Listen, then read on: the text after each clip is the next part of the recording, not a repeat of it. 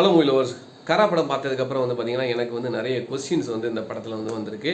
இது வந்து பார்த்தீங்கன்னா பொதுவாக படம் பார்க்கும்போது வந்து பார்த்தீங்கன்னா லாஜிக் எதுவுமே பார்க்கக்கூடாது. பட் தொழில் தெரிஞ்ச டேரக்டர் கிட்ட வந்து நம்ம கொஸ்டின்ஸ் வந்து அதிகமாக ரைஸ் பண்ணலாம். ஸோ போர் தொழில் மாதிரியான ஒரு சமத்தியான ஒரு படத்தை கொடுத்த டேரக்டர் விக்னேஷ் ராஜா வந்து செம்மையான தொழில் தெரிஞ்சவர். ஸோ அவர் எடுத்த கரை படத்தில் வந்துட்டு எனக்கு சில கொஸ்டின்ஸ் இருக்குது, அதனால் அந்த கொஸ்டின்ஸ் வந்து ரைஸ் பண்ணுறேன். ஸோ ஃபர்ஸ்ட் என்னென்னு வந்து பார்த்தீங்கன்னா, இந்த படத்தில் வந்து டேரக்டர் வந்து வளைகுடா நாட்டில் வந்து போர் நடந்துகிட்டு இருக்கு அண்ட் அதனால பெட்ரோல் தட்டுப்பாடு இருக்குன்னு சொல்லிட்டு ஒரு சீன் வச்சிருப்பாரு. இப்போ நம்ம 2026 வந்துட்டு அந்த இஷ்யூ நம்ம ஃபேஸ் பண்ணிட்டு இருக்கோம்னு வச்சுக்கோங்களேன். நம்மளுமே வந்து பார்த்தீங்கன்னா ஒரு 1 month பிஃபோர்லாம் வந்து பார்த்தீங்கன்னா பெட்ரோல் பங்க்கில் வந்து கண்டினியூஸாக நம்ம வந்துட்டு க்யூவில் நின்று தான் நம்ம வந்து பெட்ரோல் போட்டோம். ஒரு 2 to 3 days அந்த இஷ்யூ வந்து நமக்கு வந்து சால்வ் ஆகிட்டு. பட் இந்த படத்தில் வந்து அந்த இஷ்யூ வந்து இருக்குன்னு சொல்லி ஒரு சீனில் காமிக்கிறாங்க. பட் அதுக்கப்புறம் வந்து பார்த்தீங்கன்னா அதனோட இம்பாக்ட் வந்து படத்தில் எங்கேயுமே இல்லாத மாதிரி தான் இருக்குது. ஏன்னா இந்த படத்தோட ஹீரோ வந்து பார்த்தீங்கன்னா அம்பாசிடர்லாம் சுற்றிட்டு இருக்காப்புல.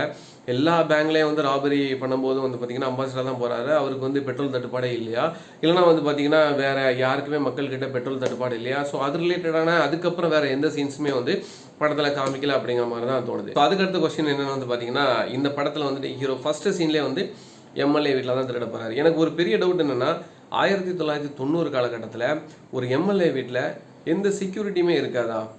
இவர் வந்து திருட போறாரு. அந்த வீடே வந்து பார்த்தீங்கன்னா கம்ப்ளீட்டாக பூட்டி தான் இருக்குது. ஒரு செக்யூரிட்டி கூட இருக்க மாட்டாங்க. எம்எல்ஏன்னு சொல்கிறாங்க. டெஃபினட்டாக வந்துட்டு எனக்கு நிஜமாவே தெரில, அந்த காலகட்டத்தில் வந்துட்டு செக்யூரிட்டி கூட அந்த வீட்டில் வச்சுக்க மாட்டாங்களா அப்படிங்கிற மாதிரி தான் எனக்கு வந்து கொஸ்டின் தெரியுது. உங்களுக்கு இந்த கொஸ்டினுக்கு வந்து பதில் தெரிஞ்சது அப்படின்னா மறக்காம கமெண்ட்ல சொல்லுங்க. அடுத்து வந்து பார்த்தீங்கன்னா தேவர் மகன் படத்தோட ஷூட்டிங் எடுக்கிற மாதிரி இந்த படத்துலையும் வந்துட்டு ஒரு சீன் வந்து இருக்கிற மாதிரி இருக்கும். இன்ஃபேக்ட் அந்த படத்தோட ஷூட்டிங் இல்லாமலே மீன்ஸ் அந்த சீன் இல்லாமல் இருந்தால் கூட இந்த நேரேஷனுக்கு வந்துட்டு எந்த விதமான இம்பாக்ட் இருந்த மாதிரி எனக்கு வந்து தோணவே இல்லை.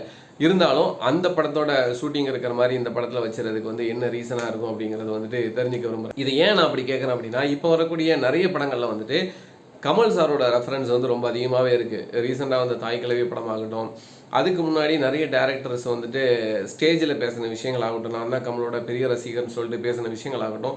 ஸோ இதெல்லாம் வச்சு பார்க்கும்போது வந்து பார்த்தீங்கன்னா இனிமேல் வரக்கூடிய படங்கள்லேயும் வந்துட்டு கமல் சாரோட ரெஃபரன்ஸ் வந்து அதிகமாக எதிர்பார்க்கலாமா அப்படிங்கிற ஒரு சந்தேகமே வந்து எனக்கு வந்து தோணுது. ஸோ அதனால தான் எனக்கு வந்து இந்த தேவர் மகன் ஷூட்டிங் சீன் வந்து இந்த படத்தில் வச்சோன்னே தான் டக்குன்னு எனக்கு ஒரு சந்தேகம் வந்துருங்க. ஸோ கரை படம் பார்த்துட்டு வந்தோன்னே இந்த மாதிரி நிறைய டவுட்ஸ் வந்து எனக்கு வந்துச்சு. அதான் வந்து உங்ககிட்ட ஷேர் பண்ணியிருக்கேன். இன்கேஸ் வந்து உங்களுக்கு இந்த பதில் தெரிஞ்சதுன்னா மறக்காம எனக்கு முன்பாக சொல்லுங்கள், நானும் கற்றுக்கிறேன்.